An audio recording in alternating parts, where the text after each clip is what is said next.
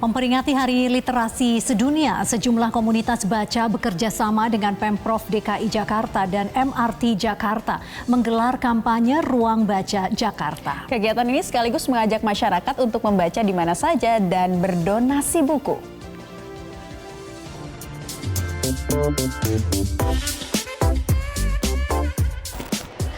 Membaca memang bisa dilakukan di mana saja dan sekarang kita bisa membaca di kereta MRT saat menuju ke tujuan kita. Nah, di sini karena tengah disediakan oleh pihak MRT Jakarta dan juga sejumlah pihak terkait, ini ada semacam mini library. Di sini berisikan buku-buku yang merupakan sumbangan dari komunitas baca yang ada di Jakarta, dan juga bagi Anda yang ingin menyumbangkan buku juga bisa melakukannya melalui kotak donasi buku ini. Nah, yang menarik adalah buku-buku di sini ini memang rata-rata buku-buku ringan yang bisa dibaca kurang lebih 30 menit saja. Tadi juga merupakan himbauannya agar tidak buku-buku berat yang dibawa ke sini atau yang disumbangkan ke sini. Ini salah satunya, ini ada buku baru, bisa dilihat. Nanti kita cerita tentang hari ini nih, buku yang terbilang baru dan juga banyak digemari oleh kaum milenial. Nah, bagi Anda yang tertarik untuk mencobanya ini bisa langsung datang ke 13 stasiun yang ada di kawasan Jakarta untuk meminjam buku dan membacanya selama perjalanan.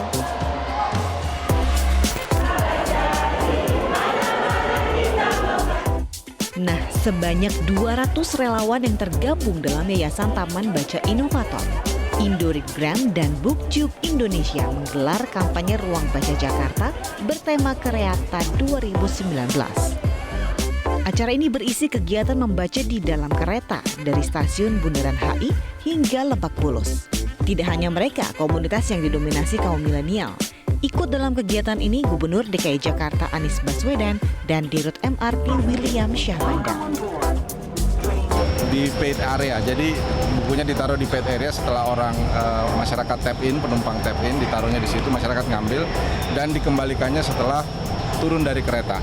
Jadi sebelum tap out gitu. Itu yang sekarang kita ini, nanti mekanisme pengawasannya sedang kita bicarakan. Jika masyarakat mau Di setiap stasiun ada Dropbox yang tadi sudah dicontohkan Pak Gubernur menyampaikan, itu ada Dropbox di setiap itu, masukkan bukunya di situ.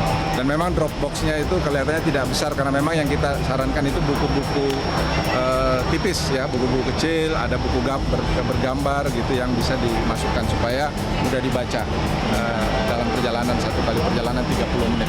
Jadi durasi baca bukunya memang direncanakan 30 menit.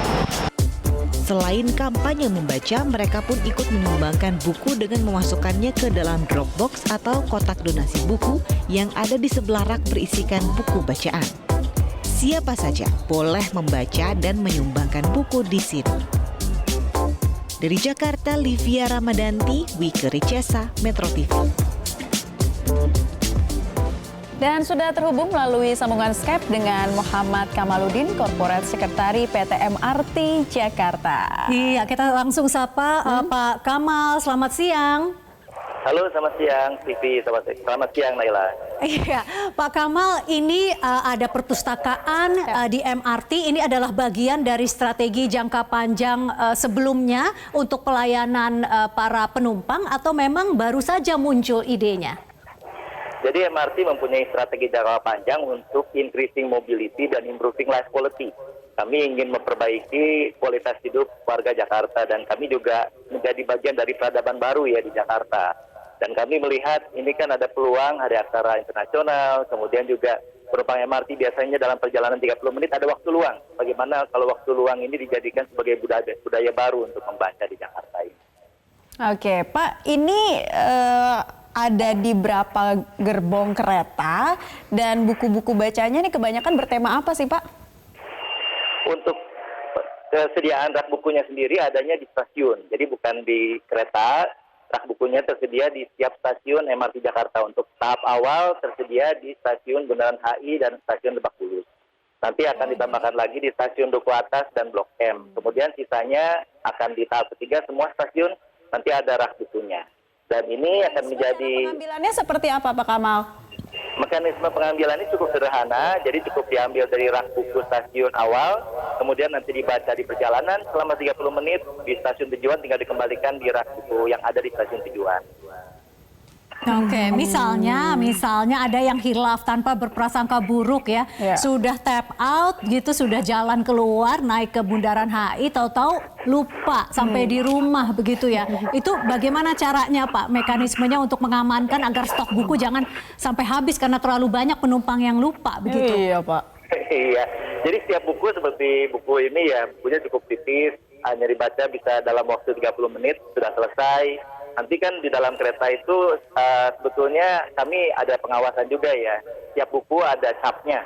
Ada capnya bahwa ini adalah milik MRT Jakarta dan sebagian besar itu didonasikan dari para relawan. Dan ketika disampai stasiun tujuan pastinya akan ada pemeriksaan juga, akan ada kelihatan juga buku yang dikembalikan di rak buku atau tidak. Oke, mudah-mudahan tidak banyak yang lupa dan penuh kesadaran begitu ya untuk segera mengembalikan. Nah, ini tadi baru ada di 2 stasiun, Bundaran HI dan juga Lebak Bulus. Kedepannya akan seperti apa dan menggandeng siapa saja untuk bekerja sama, Pak Kamal? Iya, kedepannya akan ditambahkan tadi di stasiun Duku Atas dan Blok M, kemudian sisanya di stasiun-stasiun lainnya. Dan juga nanti di November kami akan ada yang kami sebut dengan micro library. Ini adanya di Taman Duku Atas. Ini bentuknya seperti perpustakaan pada umumnya, ada rak-rak buku, kemudian ada kemudian juga kursi, ada meja untuk membahas buku di sana.